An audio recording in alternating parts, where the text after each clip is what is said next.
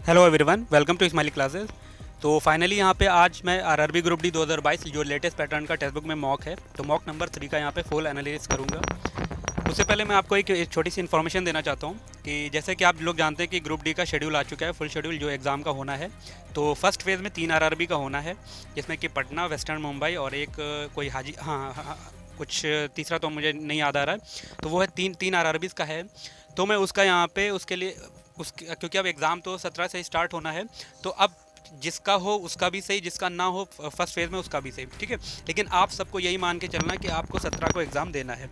तो उसके लिए मैं एक फुल स्ट्रेटेजी वीडियो तैयार कर रहा हूँ, तो वीडियो जल्द ही आएगी, तो आप लोग उसको देखिएगा। इससे आपको काफ़ी फ़ायदा मिलेगा, क्योंकि मैंने एनटीपीसी में जो स्ट्रेटजी फॉलो की थी एग्ज़ाम को सॉल्व करने, एग्ज़ाम हॉल में कैसे पेपर को सॉल्व करना है, या फिर अभी मतलब कि कुछ दिन पहले की स्ट्रेटजी क्या होनी चाहिए, जिससे कि आपको अच्छे से अच्छा फ़ायदा वहाँ पे मिले, ठीक है। तो मैं उसके बारे में बात करूँगा। तो अगर आप चैनल पर नए हों और स्टडी आपको चाहिए तो प्लीज़ चैनल को सब्सक्राइब कर लीजिएगा। और इस तरह के अगर ग्रुप डी के जो एनालिसिस मैं करता हूँ यहाँ पे अभी तक दो मौके कर चुका है, तीसरा मेरा हो रहा है। तो यहाँ पे फुल एनालिसिस करता हूँ। तो अगर आप चाहते हैं, देखना चाहते हैं, तो आप इस चैनल को सब्सक्राइब कर सकते हैं, और वीडियो अच्छी लगे तो लाइक कर दीजिएगा, ठीक है। तो अब वीडियो को फाइनली हम शुरू करते हैं। शुरू करें उससे पहले एक भाई का यहाँ पे इस क्वेश्चन में डाउट था, तो पहले ये क्वेश्चन मैं डिस्कस कर देता हूँ कि इस क्वेश्चन को पूछा था कि बाई ऑप्शन कैसे करेंगे। तो देखिए, इसको बाई ऑप्शन कैसे कर सकते हैं। तो देखिए, पहले इसका पढ़िए जो इसमें पूछ क्या रहा है, ठीक है। इसे पूछा है कि निम्नलिखित में से कौन सा संयोजन जो है वो सही हो सकता है। तो सही हो सकता है मतलब इसमें कुछ जो एक ही ऑप्शन को छोड़ के एक ही ऑप्शन सही होगा, बाकी तो गलत ही होंगे, ठीक है। तो अब गलत ऑप्शन कैसे हमको ढूंढना है, इसका देखिए आप कैसे करेंगे हम लोग। तो इस क्वेश्चन को पढ़ते हैं, ठीक है। तो इन्होंने पूछा था 5 लड़के B1 B2 B3 B4 B5 5 विभिन्न रंगों लाल, पीला, हरा, नारंगी, गुलाबी में से कोई एक रंग पसंद करते हैं, ठीक है। उनमें से प्रत्येक के पास 5 बाइकें हैं, LMNP और T है, ठीक है। और एक बाइक है, उनमें से कोई भी समान रंग पसंद नहीं करता है, और उनमें से किसी के पास समान बाइक नहीं है। अब देखिए यहाँ से क्वेश्चन स्टार्ट हो जाता है, ठीक है। इन्होंने कहा है नारंगी रंग पसंद करने वाले लड़के के पास क्या कौन सी बाइक है, P। तो इन्होंने कहा जिसके पास बाइक P है उसके पास वो नारंगी रंग पसंद करता है। तो देखिए, ये बाइक P में इन्होंने लाल रंग दिया, ऑप्शन ये गया, ठीक है। फिर देखिए B2 के पास बाइक M है, तो इसमें B2 M है, ये सही हो सकता है, लेकिन सही होगा या नहीं होगा ये अभी आगे पता चलेगा। और वह हरा रंग पसंद, देखिए अब इन्होंने पूछा है B2 के पास बाइक M है और वो हरा रंग पसंद कर, लेकिन इन्होंने तो पीला दे रखा है, ये भी गया। फिर देखिए B1 लाल या पीला रंग पसंद करता है, तो इसमें B1, अब देखिए B1 तो है नहीं, ये है, ये तो पहले एलिमिनेट हो चुका है। और उसके पास बाइक L है, तो इन्होंने ये कहा है कि B1 लाल या पीला रंग पसंद करता है और उसके पास बाइक L है। तो B1 के पास बाइक तो फिक्स हो गया कि L है, तो L तो इन्होंने B5 में दे रखा है, ये भी ऑप्शन कट हो गया। अब क्वेश्चन खत्म हो गया यहीं पे, आगे आपको चेक करने की ज़रूरत नहीं है, ठीक है। तो इसका ऑप्शन आंसर यही हो जाएगा। तो ऐसे इसको ऑप्शन से मैंने किया था, आप भी कर सकते हो। और ऐसे क्वेश्चन को ऑप्शन से ही किया करो ताकि जल्दी हुआ करे, कि ऑप्शन एलिमिनेट होते जाएं, ठीक है। तो अब वीडियो को शुरू करते हैं, फाइनल जो एनालिसिस है मॉक 3 का वो स्टार्ट करते हैं। तो देखिए, मैं सबसे पहले यहाँ पे आपको इस मॉक टेस्ट के सारे मैं अपने रॉन्ग क्वेश्चन दिखाऊंगा। तो पहले मैं आपको ये बता देता हूँ मेरा इसमें रॉन्ग और राइट हुआ कितना था। तो यहाँ पे आप देख सकते हैं मेरा जो रॉन्ग क्वेश्चन था इसमें 9 था, अनअटेम्प्ट यहाँ पे 6 था, और यहाँ पे राइट क्वेश्चन मेरे 85 हुए थे, ठीक है। तो यहाँ पे मैं आपको सबसे पहले मैं रॉन्ग क्वेश्चन का सोल्यूशन दिखाऊंगा कि मेरे कौन से क्वेश्चन रॉन्ग हुए हैं। तो और उनका थोड़ा अगर कुछ क्वेश्चन हार्ड होंगे तो उनका मैं डिस्कशन भी यहाँ पे करूँगा, ठीक है। तो ये पहला क्वेश्चन देख सकते हैं, यहाँ पे मेरा क्वेश्चन ये रॉन्ग हुआ है कि यहाँ पूछा था जलीय वातावरण में सूक्ष्म जंतुओं को सामूहिक रूप से क्या कहा जाता है। तो इसका आंसर था प्लवक था, तो मैंने ये लगाया था, ये मेरा रॉन्ग हो गया। इसका 54% राइट अटैम्प्ट है यहाँ पे। और नेक्स्ट क्वेश्चन जो यहाँ पे है कि इसमें पूछा था किसका रक्त लाल नहीं होता है। देखिए, तिलचट्टा का तो मुझे क्लियर ही था कि इसका तो वाइट होता है, इसका क्लियर नहीं था, तो मैंने यहाँ पे बोथ लगाया, तो इस वजह से यहाँ रॉन्ग हुआ है। इसका 12% होता है। और मैं यहाँ पे एक क्वेश्चन एक एक्स्ट्रा बता देता हूँ कि इस तिलचट्टे से क्वेश्चन क्या बनता है। पहली बार तो यहाँ पे कि सबसे पूछा जाता है कि सबसे जो हार्ट चैम्बर सबसे ज़्यादा किस में होते हैं, वो इसी में होते हैं। कितने होते हैं? 13 होते हैं, जैसे ह्यूमन में 4 होते हैं, ठीक है। और इससे एक क्वेश्चन ये भी बनता है कि खुला रक्त परिसंचरण जो होता है वो किस में होता है, वो तिलचट्टे में ही होता है, ठीक है। तो याद रखिएगा आप, क्योंकि आप जब भी इसको अगर उल्टा करके देखेंगे तो आप इसका ब्लड क्या होगा, इसके बॉडी में बहता हुआ दिखाई देगा, उसी को कहते हैं खुला रक्त परिसंचरण। तो इससे 2 क्वेश्चन एक्स्ट्रा बनते हैं, तो आप लोग याद कर लीजिएगा। तो इससे अगला क्वेश्चन पे चलते हैं। तो ये मेरा क्वेश्चन रॉन्ग हुआ, तो इसमें सिली मिस्टेक क्या हुई कि मैंने इसको सॉल्व किया, ठीक है। तो मैंने पहला क्वेश्चन ऑप्शन को देख के टिक कर दिया था, इस वजह से ये रॉन्ग, मैंने इसको देखा ही नहीं। क्योंकि जब भी आप एंगल निकालते हो दो नंबर के बीच का, तो उसके दो एंगल पॉसिबल होते हैं, ठीक है। एक रिफ्लेक्स एंगल होता है और जो एक उसके बीच का बनता है इंटरनल एंगल, वो तो होता ही है, ठीक है। तो उस वजह से यहाँ पे दो टाइम आएंगे, तो इस वजह से ये मेरा क्वेश्चन रॉन्ग हुआ है। वैसे तो अगर इसको आसानी से सॉल्व करना, अगर मान लेते हैं कि अगर ऑप्शन थोड़े अच्छे दे देता है, तो इसमें तो यूनिट डिजिट से ही सॉल्व कर लेते हैं। जैसे कि अगर जो ये होल फ्रैक्शन है, इसी को अगर आप देखोगे तो इसका यूनिट डिजिट लो, जैसे कि 3 1 3, मतलब लास्ट का नंबर इसका 3 1 3 और प्लस 7 10 आया, मतलब लास्ट का अगर 0 होता है तो आंसर वही होता है, ठीक है। और यहाँ पे 8 1 8 प्लस 2 करोगे 10, तो यहाँ पे भी 0 आ रहा है, तो आंसर इसके दो पॉसिबल है। लेकिन ज़रूरी नहीं है कि, ठीक है, हो सकता है यहाँ पे ऑप्शन कोई और दे दें इसका यूनिट डिजिट, लेकिन हम उसमें ये मेथड उसमें काम करेगा जिसमें यूनिट डिजिट्स अलग अलग हो, ठीक है। तो वहाँ पे आप मेथड यूज़ कर सकते हो इजीली। अगर ऑप्शन सही आ गए तो ये मेथड यूज़ करके क्वेश्चन को कम टाइम में किया जा सकता है। नेक्स्ट क्वेश्चन जो है यहाँ पे ये पूछा गया था कि स्टार्टअप इंडिया इनोवेशन वीक जो 2022 कब मनाया गया है, वो कब मनाया गया। ये देखिए मेरा क्वेश्चन ये मेरा सही हो सकता था, लेकिन क्योंकि मुझे पता था स्टार्टअप डे कब मनाया जाता है, ठीक है। स्टार्टअप डे मनाया जाता है 16 जनवरी को। अब मुझे कन्फ्यूज़न हो गया 16 जनवरी और 16 मार्च में, ठीक है। तो इस वजह से मेरा ये क्वेश्चन रॉन्ग हो गया, क्योंकि वीक तो मैंने नहीं पढ़ा था, ठीक है। लेकिन अगर मैंने डे पढ़ा था कि इस डे पे पढ़ता है स्टार्टअप डे, तो ये क्वेश्चन ऑप्शन टिक हो सकता है। लेकिन मैं डाउट कन्फ्यूज़न में आ गया कि मार्च में मनाते हैं या जनवरी में स्टार्टअप डे, इस वजह से मेरा ये रॉन्ग हुआ। और 16 जनवरी को पहली बार मनाया गया 2022 में स्टार्टअप डे, ठीक है। तो यहाँ पे इस तरह से क्वेश्चन को सॉल्व कर सकते हैं आप। और यहाँ पे ये पूछा गया एक साथ संयोजी यौगिक है, तो ये देखिए थोड़ा, क्योंकि ये अगर आप 10th 11 में पढ़े होंगे तो वहाँ पे ये इस तरह के क्वेश्चन पूछे जाते हैं साथ संयोजी यौगिक। तो ये मेरा रॉन्ग हो गया, तो इसका आंसर क्या होगा, सिलिकॉन कार्बाइड होगा। इसका 15% राइट अटेम्प्ट है यहाँ पे। इसके बाद ये पूछा है कि अधिकांश बौद्ध ग्रंथ, अब देखिए ये क्वेश्चन मेरे सामने तो बहुत दिन बाद आए, तो इसमें दो ही भाषा में क्या कन्फ्यूज़न रहता है, तो इस वजह से मेरा कन्फ्यूज़न में प्राकृत लगा दिया था मैंने। यहाँ पे पाली राइट है, क्योंकि प्राकृत तो अब यह यहाँ पे याद है कि प्राकृत तो महावीर स्वामी जी में आती है लैंग्वेज ये, और जो पाली आती है वो बौद्ध ग्रंथ में जाएगी, ठीक है। इसके बाद यहाँ पे जो पूछा था कि सरकार का उच्चतम स्तर की सुरक्षा प्राप्त है, तो यहाँ पे नेशनल पार्क होगा, मैंने लगा दिया था बायोस्फीयर रिजर्व लगा दिया, तो इसका 11% राइट अटैम्प्ट है। इसके बाद ये देखिए ये क्वेश्चन बढ़िया था केमिस्ट्री का, कि यहाँ पे पूछा था कि दोहरा जो अपघटन है किस अभिक्रिया में हो रहा है। तो मैंने देखिए अपघटन तो इसमें भी हो रहा है, अपघटन इसमें भी हो रहा है, ठीक है। तो और ये इक्वेशन तो पूरी तरह से एलिमिनेटेड है, क्योंकि यहाँ पे तो डिस्प्लेसमेंट हो रहा है, क्योंकि CuSO4 प्लस Fe लिखा है और is equal to FeSO4 plus Cu लिखा है, ठीक है। तो यहाँ देखिए यहाँ पे Cu डिस्प्लेस हुआ है, अलग हो गया, और Fe इसमें आ गया है, तो यहाँ पे तो डबल डिस्प्लेसमेंट हुआ है। और यहाँ पे क्या हुआ, देखिए यहाँ पे दोहरा अपघटन हुआ है, यहाँ पे सिंगल हुआ है। क्यों? क्योंकि यहाँ पे देखिए यहाँ पे जो अगर यहाँ पे एक जो क्या बोलते हैं, एक एलिमेंट जो हुआ है वो दो में टूटा है, और यहाँ पे दो जो हुए हैं वो दो में टूटे हुए हैं, तो इस वजह से यहाँ पे डबल हो गया, दोहरा अपघटन हो गया, यहाँ पे सिंगल हो गया। और ये तो संयोजन वाली अभिक्रिया है कि दो मॉलिक्यूल मिलकर एक नया मॉलिक्यूल बना रहे हैं, इस वजह से यहाँ पे क्या हुआ, ये संयोजन अभिक्रिया हो गई। तो यहाँ पे नेक्स्ट क्वेश्चन इसका देखिए, यहाँ पे देखिए 16% इसका राइट अटैम्प्ट है। नेक्स्ट क्वेश्चन पे चलते हैं। यहाँ पे देखिए ये क्वेश्चन भी सिली मिस्टेक से ही कह सकते हैं, क्योंकि मैंने इस वर्ड को थोड़ा ध्यान नहीं दिया। अपघटन होने के बाद चूने का पत्थर और कार्बन डाइऑक्साइड का उत्पादन करता है। तो यहाँ पे दो कंपाउंड में, तो यहाँ पे इसका सोल्यूशन जब देखेंगे तो ये देखिए, तो चूने का पत्थर क्या होता है, कैल्शियम कार्बोनेट होता है। तो ये जब अपघटन मतलब उसका टूटना होता है तो दो कंपाउंड में टूट जाएगा, कैल्शियम ऑक्साइड और CO2 में टूट जाएगा, ठीक है, इस वजह से। तो मैंने अब देखिए यहाँ पे क्या लगाया कि हाइड्रोक्साइड, भाई ये ऑप्शन तो पॉसिबल ही नहीं है किसी से। अगर ये वर्ड पढ़ लिया होता सही से तो ये क्वेश्चन मेरा राइट हो जाता, क्योंकि हाइड्रोक्साइड में तो H आता है, तो भाई H इस कंपाउंड में ही नहीं है, CO3 में, तो H इसमें कहाँ से आ जाएगा, ठीक है। तो ये दो ऑप्शन तो बिल्कुल एलिमिनेटेड। कन्फ्यूज़न हो सकता था कैल्शियम कार्बन इसमें हो सकता था और कैल्शियम ऑक्साइड में, ठीक है। तो अगर वो वर्ड पढ़ लिए तो हो सकता है क्वेश्चन वो मेरा राइट हो जाता है। तो इसे यहाँ पे 29% इसका राइट अटैम्प्ट है। तो मैंने यहाँ पे सारे आपको रॉन्ग क्वेश्चन मैंने अपने दिखा दिए। अब मैं आपको चलता हूँ अनअटेम्प्ट क्वेश्चन जो थे मेरे, उस पर वो दिखाता हूँ पहले मैं, उसके बाद मैं सारे आपको राइट क्वेश्चन दिखाऊंगा। तो यहाँ पे देख सकते हैं ये मेरा क्वेश्चन है कि ये बायो का है फिलहाल।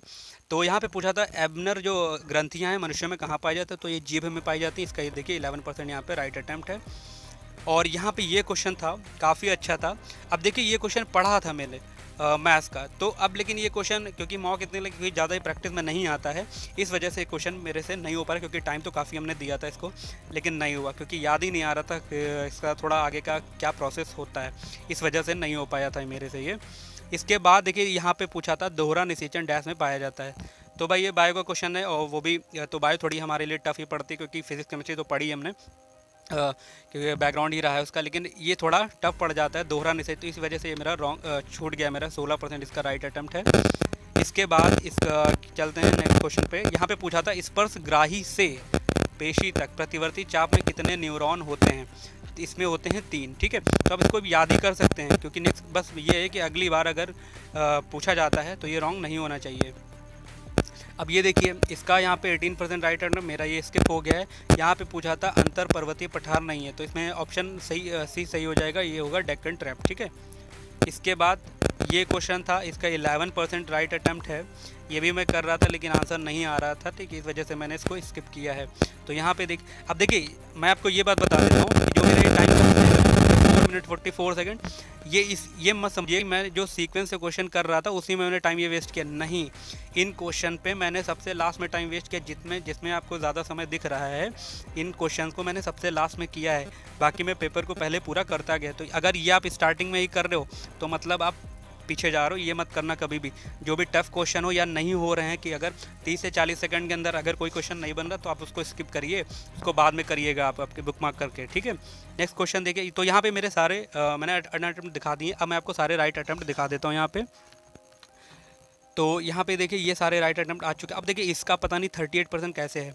तो जब भी ये क्वेश्चन आया करे इस तरह का, अगर कोई नंबर लिखा होगा तो सबसे पहले क्या करिए, इनकी जो पोजीशन होती है अल्फ़ाबेटिकल पोजीशन, इन सबको लिखना शुरू करिए, उसको ऐड करना शुरू। तो यहाँ पे क्या प्रोसेस चल रहा था इसका, लॉजिक क्या चल रहा था कि सारी की पोजीशन ऐड करके मल्टीप्लाई आई थिंक 3 चल रहा था। ठीक है, तो इसमें भी वही प्रोसेस चल रहा है, तो ये हो जाएगा। तो अगर आप इसको बाई ऑप्शन भी करना चाहते हो तो देखिए कैसे होगा ये। तो क्योंकि आपको पता है इसमें मल्टीप्लाई 3 हो रहा है, मतलब जो नंबर होगा वो 3 से डिविजिबल होगा, तो ये पॉसिबल नहीं है, ये पॉसिबल नहीं है, और 9 7 16 1 17 ये भी पॉसिबल नहीं है, तो ऑप्शन हो जाएगा ये, वे बाई ऑप्शन भी कर सकते थे। तो यहाँ पे देखिए इसका, अब ये क्वेश्चन इसका 59% है। तो फिलहाल मैं इसको सॉल्व करके बता देता हूँ। देखिए यहाँ पे पूछा है, तो देखिए ये मैं क्वेश्चन आपको सॉल्व करके बता देता हूँ। तो इन्होंने पूछा था, कहा था इसमें एक विक्रेता 24 पेनों को बेचने पर 6 पेनों के बिक्री मूल्य के बराबर हानि होती है। तो सिंपल है, क्या पहले आप लॉस का फॉर्मूला लिखो। तो लॉस का जो फॉर्मूला होता है वो CP माइनस का SP होता है। ठीक है, लॉस का फॉर्मूला होता है ये। तो इन्होंने कहा था 24 पेनों को बेचने पर, मतलब 24 का CP होगा और 24 का SP होगा, लेकिन लॉस हो रहा है 6 पेनों के बिक्री मूल्य के बराबर। ठीक है, तो लॉस हो रहा है यानी 6 SP के बराबर होगा लॉस। ठीक है, इज इक्वल टू 24 पेन का CP तो आपको लेना पड़ेगा, क्योंकि यहाँ पे लॉस हो रहा है तो CP पहले आएगा, और माइनस करना पड़ेगा 24 ऑब्जेक्ट का क्या करना पड़ेगा, SP। ठीक है, फिर आप SP को इधर ले आइए, तो यहाँ पे हो जाएगा 24 6 30 SP हो जाएगा ये। ठीक है, इसके बाद ये 24 CP हो जाएगा। यहाँ पे आप SP CP का रेशियो निकाल के, तो यहाँ पे SP अपॉन CP क्या आ जाएगा, ये 6 से कट जाएगा 4 और ये कट जाएगा 5, यानी 4/5 आ जाएगा। तो 1 का लॉस हुआ है, 5 पे लॉस हुआ है। अब मल्टीप्लाई 100 करेंगे तो 20% इसका आंसर आ जाएगा। ठीक है, अगले क्वेश्चन पे देखिए, ये तो आसान है, 98% इसका राइट है। यहाँ पे 76% इसका राइट है। इसमें आप बस एक ही फॉर्मूला चलता है, जो कि आप याद रखिए कि T1 upon T2 is equal to होता है N1 minus 1 upon N2 minus का 1। T1 और T2 टाइम है, N1 N2 जितना गुना बोला गया है वो है, यहाँ से निकाल सकते हैं आप लोग। इसका देखिए 24% है। ये क्वेश्चन काफ़ी अच्छा था, क्योंकि अब देखिए यहाँ पे भी मैंने 2 मिनट 37 सेकंड दिए हैं, लेकिन ये मैंने सबसे लास्ट में दिए, पहले नहीं दिए हैं। तो ये आपको भी नहीं, क्योंकि हमको पता था इस क्वेश्चन में टाइम तो लगना है, क्योंकि पूरा लैंग्वेज बेस्ड क्वेश्चन है, लैंग्वेज को समझ के ही सॉल्व होगा। तो इस वजह से मैंने किया तो ये सही हो गया। मेरा 24% इसका राइट अटैम्प्ट है। इसका सोल्यूशन मैं नहीं बता सकता क्योंकि काफ़ी लंबा है सोल्यूशन। ठीक है, इस वजह से वीडियो लंबी हो जाएगी। यहाँ पे देखिए गोवा के वर्तमान मुख्यमंत्री कौन है, तो यहाँ पे प्रमोद सावंत, तो 88% राइट है। इसका 51, ये तो क्वेश्चन की लैंग्वेज पढ़ते पढ़ते ही हो जाएगा। इसका 51% राइट है। यहाँ पे लिटमस, ये क्वेश्चन रिपीटेड है, काफ़ी एग्जाम में आता भी रहता है कि लिटमस जो विलन जो होता है कि मूल रंग कैसा हो, तो बैंगनी होता है। फिर यहाँ पे चलते हैं, इसका 98%, इसका 12%। ये क्वेश्चन काफ़ी अच्छा था, मैं बता देता हूँ ये कैसे होगा। अब मैं आपको बता देता हूँ इसमें लोगों ने क्या मिस्टेक की, जो कि मेरे से भी हुई थी स्टार्टिंग में, लेकिन मैंने थोड़ा ध्यान दिया। यहाँ पे लोगों ने 25 आंसर लगाए होगा मैक्सिमम लोगों ने। ठीक है, तो यहाँ पे देखिए 12% इसका राइट अटैम्प्ट है। तो मैं बताता हूँ ये कैसे क्वेश्चन होना है। सबसे पहले इस इक्वेशन पे ध्यान दो, ये इक्वेशन अरेंज नहीं है। ठीक है, इस इक्वेशन को अरेंज, क्योंकि इक्वल में 0 होना चाहिए, तभी आप डायरेक्ट वो alpha plus beta equal to चलता है और अल्फ़ा बीटा चलता है। इक्वल टू फॉर्मूला लग सकता है, लेकिन यहाँ पे इक्वल टू में 0 दिया ही नहीं है। तो आप क्या करना है, पहले तो यहाँ पे जो इसको इक्वेशन पहले सही करो, 5x² + 2x, 2 को इधर लेकर आओ, ठीक है। तो प्लस का q माइनस का 2 हो जाएगा 2, ठीक है। तो आपको पता है जो जनरल इक्वेशन होती है वो ax² होता है प्लस bx होता है और प्लस का c होता है। तो c पूरा ये मेरा काम करेगा q माइनस का 2। तो यहीं पे बस गलती, क्वेश्चन यहीं पे था और कहीं भी नहीं था, ठीक है। तो यहाँ पे पूछा था तो एक मूल जो है दूसरे का व्युत्क्रम है, तो मैं मान लेता हूँ कि बीटा इज इक्वल टू क्या होता है 1/α, ठीक है। ये क्वेश्चन अब यहाँ पे पूछा q², तो q जो आता है वो c टर्म में आता है, तो मैं अल्फ़ा बीटा लगाऊंगा, मतलब कि मूलों का प्रोडक्ट लगाऊंगा, ठीक है। तो यहाँ पे देखिए, तो alpha beta is equal to होता है c/a। तो c मैंने अभी अल्फ़ा बीटा, अच्छा अल्फ़ा और बीटा इज इक्वल टू क्या माना था अभी मैंने 1/α, ठीक है। तो यहाँ से अल्फ़ा अल्फ़ा कैंसिल हो जाएगा, ये आ जाएगा 1 और c की जगह क्या आएगा, क्योंकि मैंने बताया था कि c की जगह मैंने अभी q माइनस 2 निकाला था कांस्टेंट टर्म। तो यहाँ पे q minus 2 is equal to क्या आ गया, 1 आ गया। एक सेकेंड हाँ, कि यहाँ पे c तो क्या होगा q माइनस 2, और क्योंकि c/a होता है इसका फॉर्मूला, c/a कर लेना है यहाँ पे c/a, तो यहाँ पे q माइनस 2/a क्या हो जाएगा, यहाँ पे 5 हो जाएगा, ठीक है। तो अब देखिए इधर तो 1 हो गया, तो ये आ जाएगा q minus 2 is equal to 5 आ गया, ठीक है। तो यहाँ पे q इज इक्वल टू क्या आ गया, 7 आ गया। तो इन्होंने q² की वैल्यू पूछी, तो 7 का स्क्वायर 49 आंसर हो जाएगा इसका। फिर इसके बाद ये 61% इसका राइट है जीके का, 61 इसका 40। अब देखिए यहाँ पे मिरर के लगातार क्वेश्चन पूछे जा रहे हैं, मिरर आप बिल्कुल क्लियर कर लीजिए आप लोग, क्योंकि इस पर न्यूमेरिकल वगैरह बहुत आते हैं। 61% इसका 46% है। और यहाँ पे अब देखिए इसका कितना कम राइट अटैम्प्ट है यहाँ पे 17%। लेकिन हाँ, इसको मैंने क्या किया, स्टार्टिंग में ही किया, क्योंकि इसमें तो वैसे भी समय लगना है, तो बस इसको लैंग्वेज पढ़ते जाइए, क्वेश्चन हो जाएगा ये। और यहाँ पे 61%, और यहाँ पे 81%, यहाँ पे 93%, यहाँ पे ये करंट अफेयर का क्वेश्चन है, तो 42% इसका आंसर है राइट। यहाँ पे 25%, और यहाँ पे ये भी क्वेश्चन अच्छा था, लेकिन मैंने इसमें ये, हालांकि मैंने बाद में ही लिया समय, तो ये इजी था, लेकिन इस कहते हैं ना स्टार्टिंग में दिमाग मेरा चल नहीं रहा था, तो हो नहीं पा रहा था, इस वजह से समय लग गया। मैं बता देता हूँ ये क्वेश्चन होगा किस तरह से। तो देखिए इस क्वेश्चन को कैसे करना है, तो पहले क्या करिए आप 2 की power x is equal to 4 की पावर y को बराबर करिए। तो यहाँ पे देखिए इस 4 को लिख सकते हैं आप 2 की पावर 2y, ठीक है।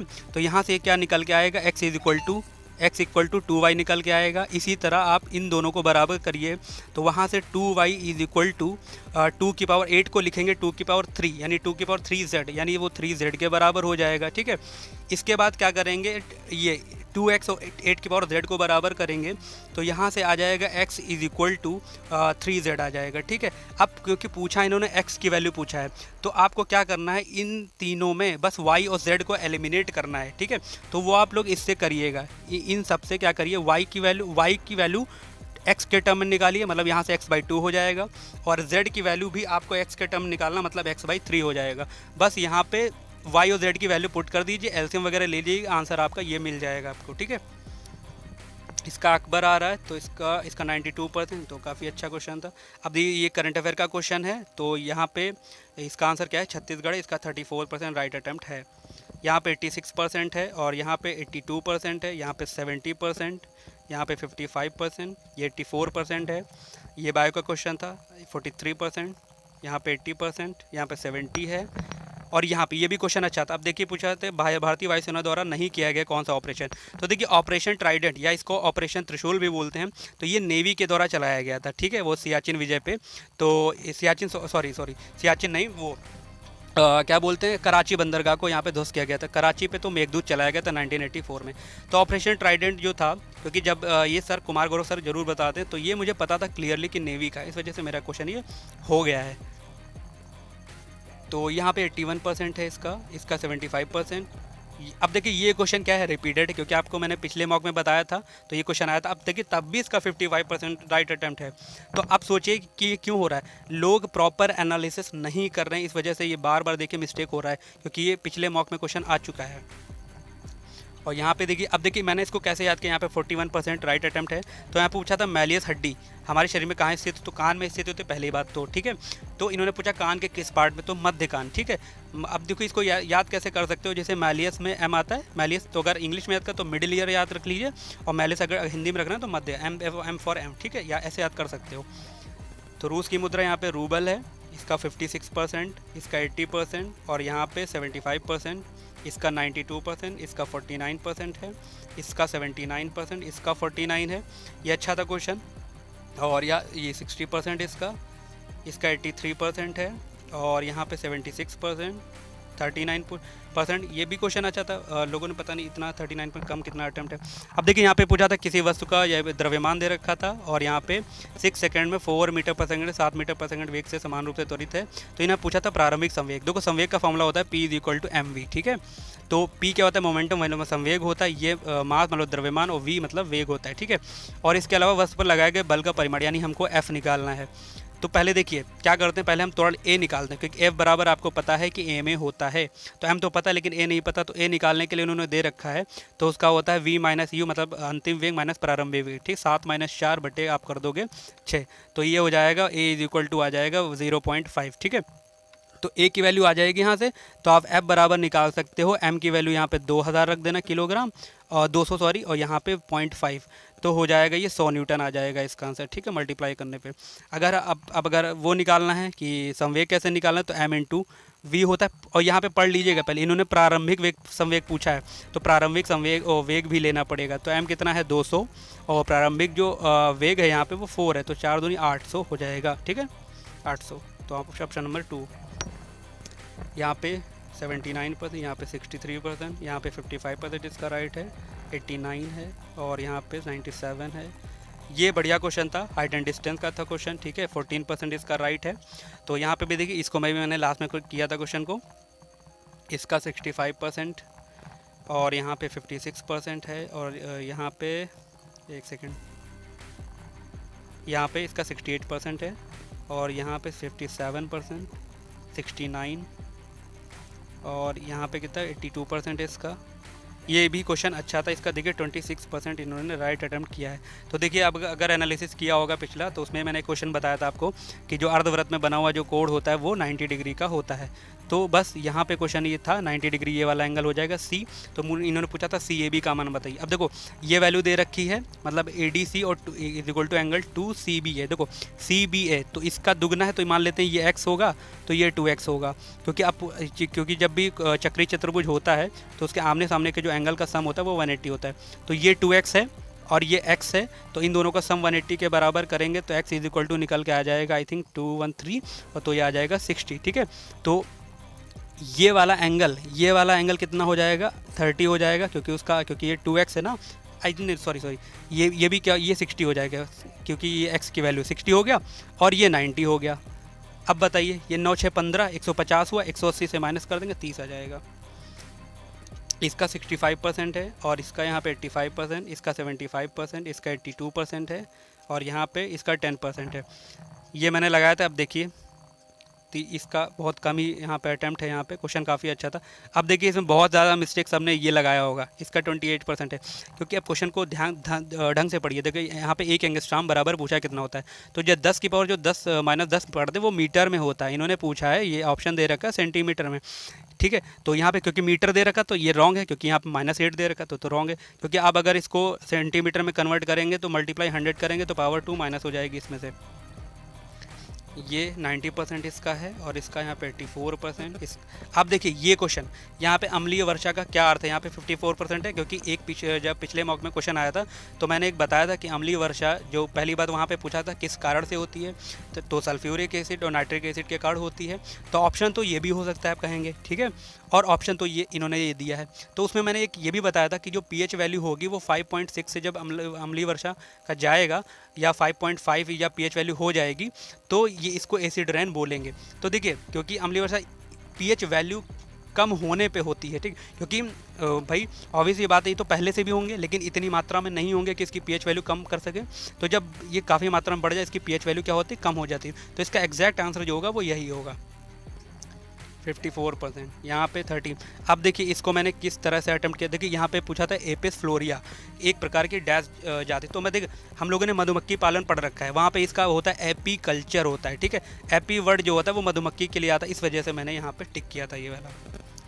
यहाँ पे 55%, ये तो करंट अफेयर का ही 67% है, यहाँ पे 27% है, ये भी क्वेश्चन लोगों ने नहीं कर पाए, ठीक है, आसान क्वेश्चन था कि यहाँ पे पूछा था दो घनों को पिघलाकर तो इसका वॉल्यूम ऐड करिए इज इक्वल टू में इन दोनों के वॉल्यूम को ऐड करके क्या करिए, सॉल्व कर दीजिए, हो जाएगा इक्वल टू करके। यहाँ पे 36% है, यहाँ पे 47% और यहाँ पे 59% है और यहाँ पे 30% इसका है और यहाँ पे 68%। अब देखिए ये क्वेश्चन आया ना अभी जैसे मैंने बताया था कि लॉजिकल को कैसे, तो इसको भी मैंने बाई ऑप्शन ही किया था, तो बाई ऑप्शन इसको कर सकते हो आप। तो यहाँ पे 68%, इसका 50% है। अब ये देखिए ये क्यों पूछा गया शेनवॉर्न, क्योंकि आपको पता है शेनवॉर्न का अभी निधन हो गया हाल ही में, इस वजह से पूछा। वैसे ये क्वेश्चन बनता भी है काफ़ी कि राजस्थान पहली बार सबसे पहले किसने आईपीएल जीता, तो राजस्थान रॉयल ने जीता था, तो उसमें कैप्टन कौन था, शेनवॉर्न था, ठीक है। तो इसका 69% है, इसका 94% और यहाँ पे इसका 81%, इसका 56% है। गस्टेटरी रिसेप्टर मतलब वो स्वाद वाले जो रिसेप्टर होते हैं वो कहाँ होते हैं, जीभ में होते हैं। तो ये मैंने सारे क्वेश्चन आपको बता दिए हैं। वीडियो काफ़ी लंबा हो गया है लेकिन कोई नहीं, आप लोग देखिएगा तो आपको कुछ ऐसे हेल्प मिलेगी। तो आप लोग का क्या रहा है इसमें स्कोर आप बताइएगा। मिलते हैं नेक्स्ट वीडियो में एक नेक्स्ट एनालिसिस में, तब तक हम प्रॉपर मॉक एनालिसिस करते रहिए जब तक आपका एग्ज़ाम नहीं हो जाता है। तो मिलते हैं नेक्स्ट वीडियो में। Thank you so much.